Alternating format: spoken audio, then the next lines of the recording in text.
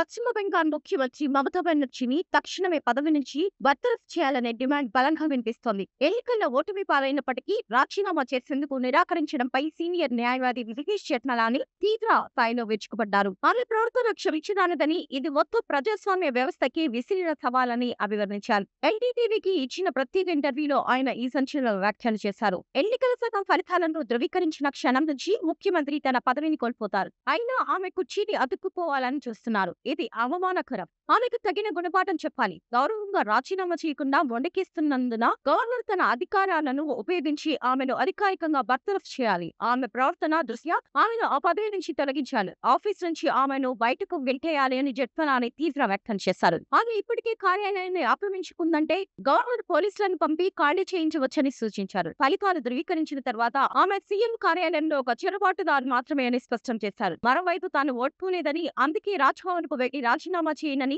మమతా బెనర్జీ ప్రకటించారు. తన పార్టీ నుంచి 100 సీట్లను దొంగిలించారని ఆమె ఆరోపించారు. దీనిపై జఠ్మలాని స్పందిస్తూ ఆరోపణలకు ఆధారాలుంటే కోర్టుకు వెళ్లాలని, అక్కడ కూడా ఆమెకు చుక్కెదురయ్యే అవకాశం ఉందని ఎద్దేవా చేశారు. బెంగాల్ అసెంబ్లీ ప్రస్తుత టర్మ్ ఈ నెల 7తో ముగియనుండటంతో ఈ పరిణామాలు తీవ్ర ఉత్కంఠ రేపుతున్నాయి.